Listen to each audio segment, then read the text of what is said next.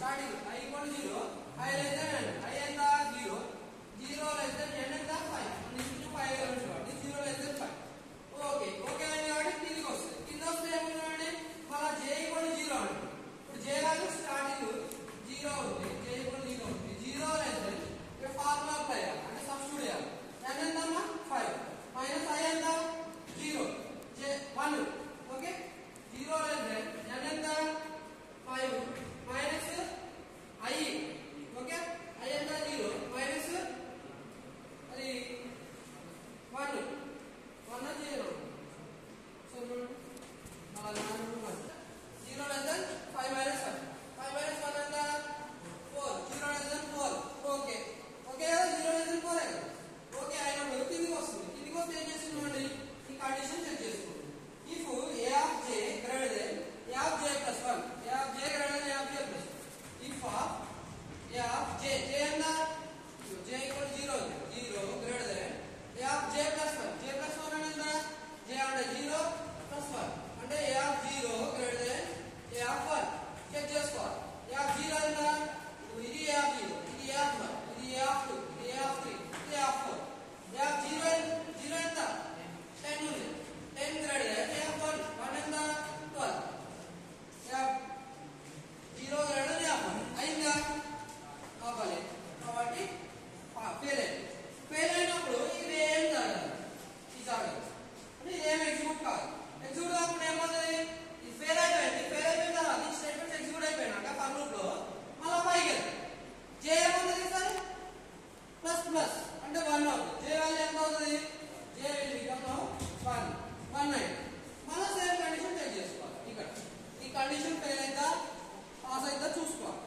J less than n minus i minus 1, j less than j అంటే 1 less than n minus i minus 1, n minus i ఎంత i మార్లేదు చూడండి, i value 0 నే ఉంది, minus 1 అంటే 5 అయింది.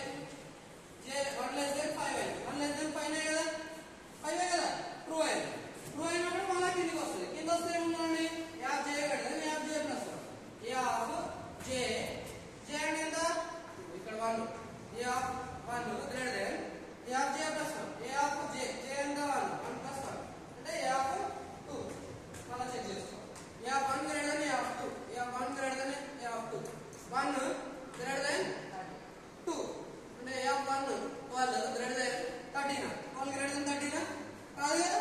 కాదు కాబట్టి ఏమవుతుంది మళ్ళీ ఫెయిల్ అయినప్పుడు ఏమవుతుంది సరే మళ్ళీ పైకి వెళ్తే ఏమవుతుంది j ప్లస్ ప్లస్ అవుతుంది. j ఎంత ఉంది j విల్ బికమ్ 2 అయింది. మళ్ళీ చెక్ చేసుకుంటాం అదే చూసుకోవాలి. మళ్ళీ j అంటే j2 less than n minus అంటే 5 మైనస్ i ఎంత 0, i మారిన వాళ్ళు ఇక్కడ దాకా మైనస్ ఎంత అది 1, 2 లెస్ దెన్ 4 అని వచ్చింది కరెక్ట్ కదా. 2 లెస్ దెన్ 4 మళ్ళీ కిందికి వస్తుంది.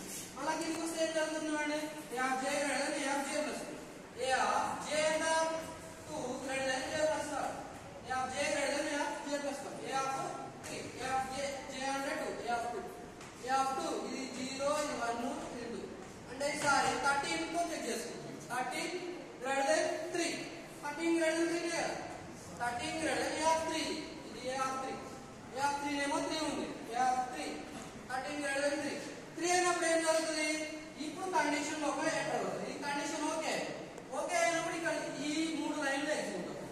3 లైన్లు ఏం జరుగుతుంది temp equal to a of j అంటారు.